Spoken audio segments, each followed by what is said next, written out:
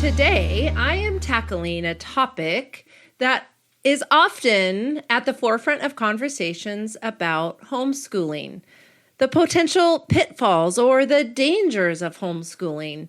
Now, before anybody gets nervous, please know that my intention is not to paint a negative picture here. Quite the opposite.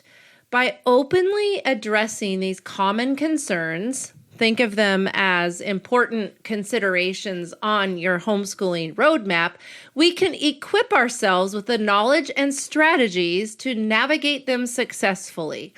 We're not just identifying potential bumps in the road. I am providing you with the tools to smooth them out and to ensure a thriving educational experience for your child. Hey, homeschool mom, I'm Erica Sagert on the Intentional Homeschooler podcast with more actionable steps and encouragement for your homeschooling journey so you can confidently and intentionally homeschool your children without sacrificing your sanity. Grab a pen and paper, your favorite cup of brew, and let's get started. The first potential danger zone that I want to talk about is socialization. So a lot of times homeschoolers kind of laugh it off, smirk it off. They get plenty of social time. I don't need to think about it. But, the concern is a valid point. So humans are highly social creatures. God made us to be around other people. And in particular for children, for students, they develop crucial social skills through interaction with their peers.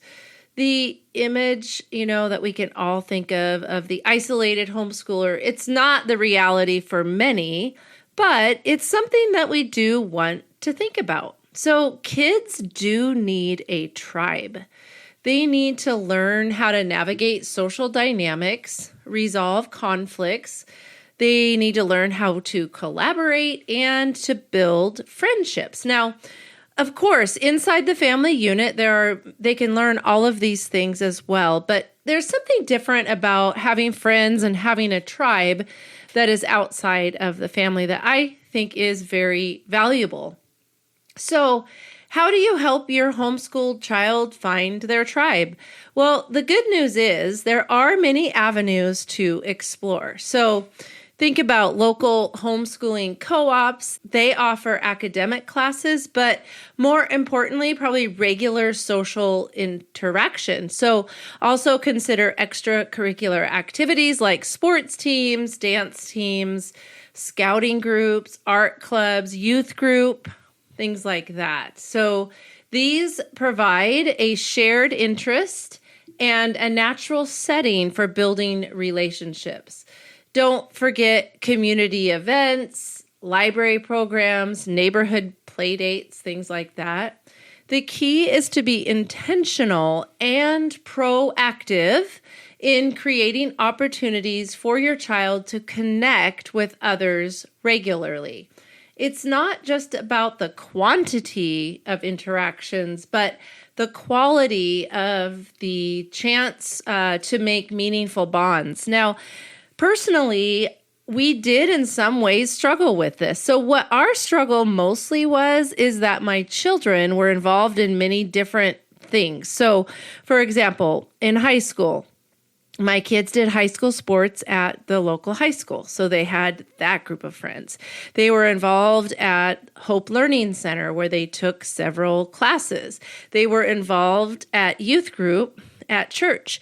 And then their junior and senior year, they were involved at Clark College in their Running Start program. So as you can see, they were involved in so many different areas that it was hard for them to really bond closely in any one of them. So I think it's just one of those things that you have to really think about. I don't have any perfect solutions for you because I don't know your exact situation, but be thinking about the fact that it is really important for young people to find their tribe and make their connections. So, being social, being around other people is important. It's not something to just kind of laugh off as, oh yeah, everybody thinks that homeschoolers struggle with socialization. No, let's not laugh it off. Let's make a plan and create space for our children to thrive in friendships among their their age group. All right, the second big danger or potential pitfall of homeschooling that I see and that I hear about a lot is high school diploma. So should we do a homeschool diploma, or should we do an accredited transcript and diploma, or a GED, which stands for General Educational Development? So I personally advocate for at least a GED, and I highly recommend an accredited transcript and diploma if you can. Now, I never would tell a homeschool family that they must do this, because I believe that God calls us all to what he calls us to.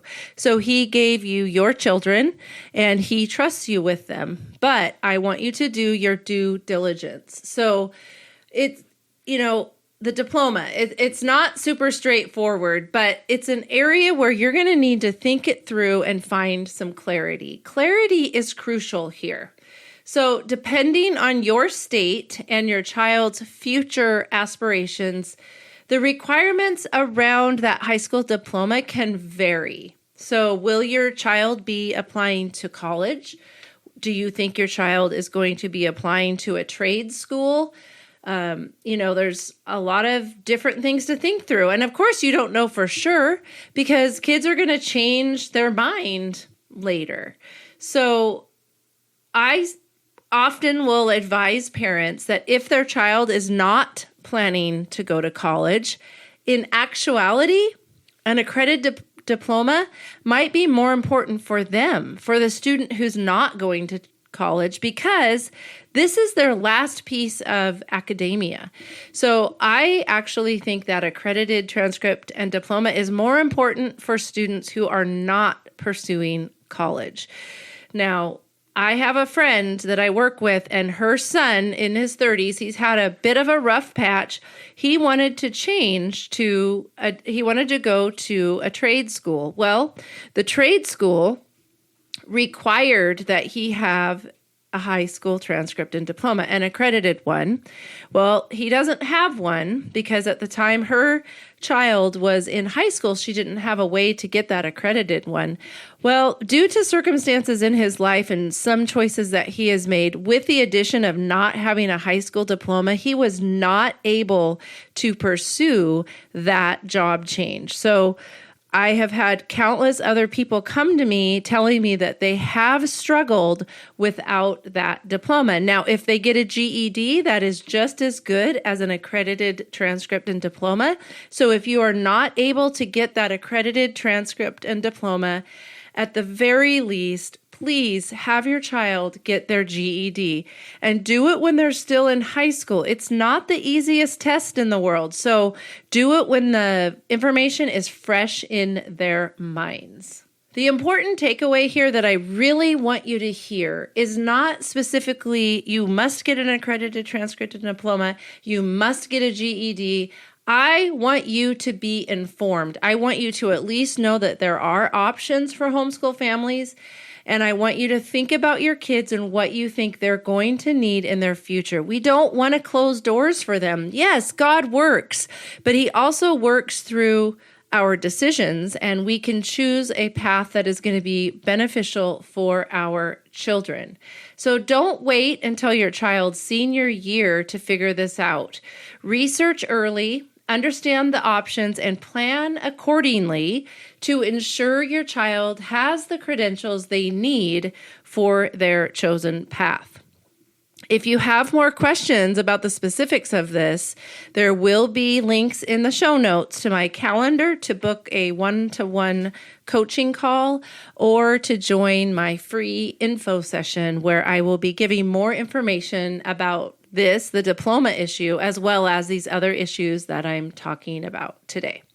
All right, so my third danger or shadow that I want to talk about.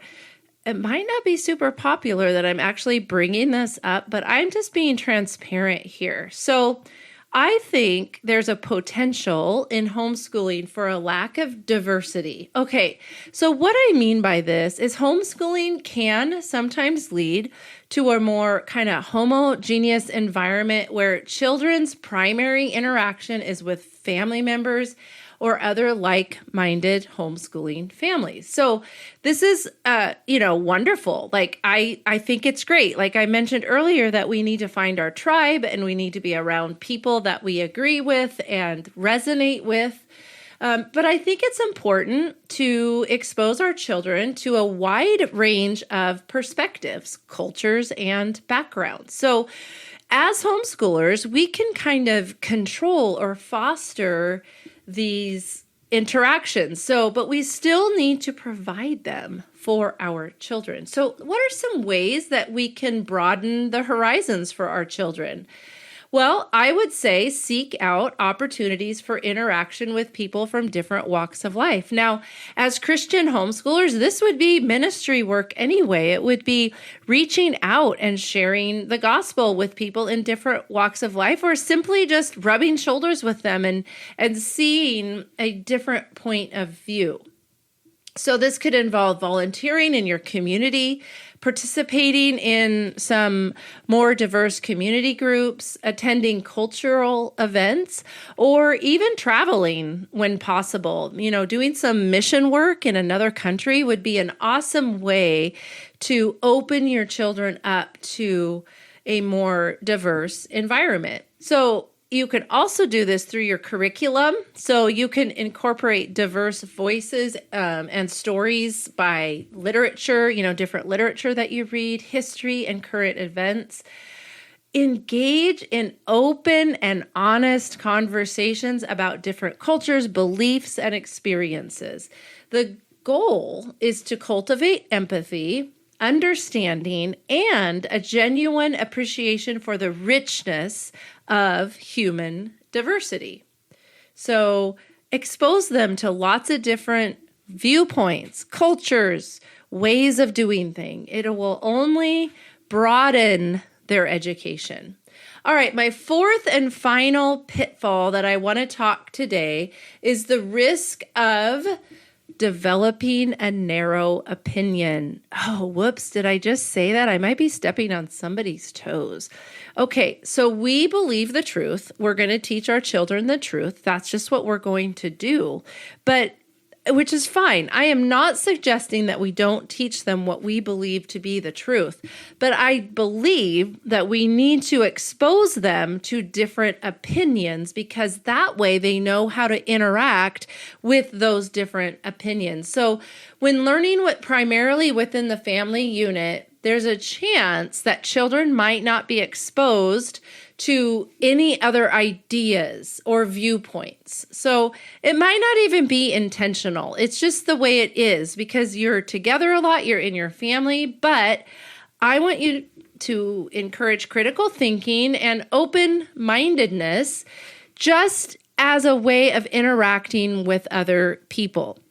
I am not suggesting that you shouldn't teach from your Christian worldview or what you believe to be the truth, but I think they need to learn to interact with other opinions because we're not going to always be around just like-minded people. We're going to be exposed to all kinds of people possibly in the workforce, depending on what our children go into. So there are, ways to present multiple sides of an argument, look at all the different viewpoints on something and have a debate as a family, and really have certain family members get into the position that they have and then have a debate. You could use diverse resources, books, articles, documentaries, movies that have varying viewpoints, and then have some really good conversations. Now, all of this, of course, is based on your children, their maturity levels. You decide what you think is best, but exposing them is so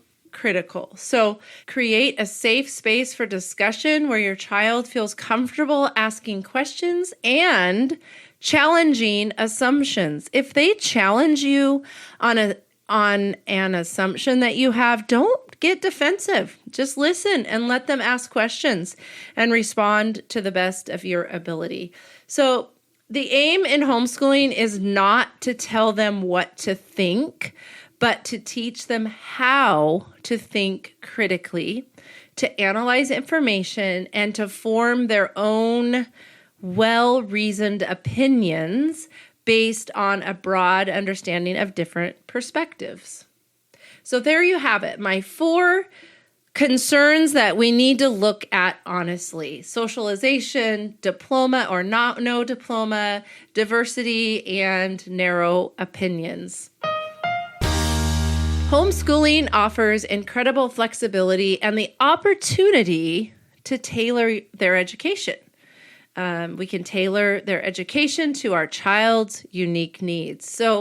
But just like any educational path, it comes with potential challenges. So by being aware of these dangers, these pitfalls, these risks, whatever you want to call them, the need for socialization, the importance of understanding diploma requirements, the necessity of fostering diversity, and the value of exposing children to a wide range of ideas, we can proactively address them and create a rich, well-rounded, and successful homeschooling experience.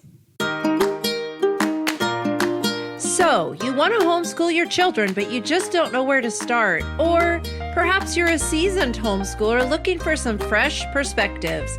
I've got something just for you. I'm hosting a special free info session where I will tackle the top 3 questions I hear from homeschoolers. How will homeschooling fit into my life? How do I know if I'm doing it right? And will my child be isolated? I'll dive deep into these concerns and offer practical strategies and insights. Plus, I'll have a dedicated Q&A session where you can get your specific questions answered. So, if you're ready to take the next step in your homeschooling journey, join me for my next free info session. You can find the sign up in the show notes. Don't miss out. I can't wait to see you there. You can also follow me on Facebook, Instagram, and YouTube, as well as right here, where a brand new episode will drop every other Thursday. Until next time, you've got this, Mom.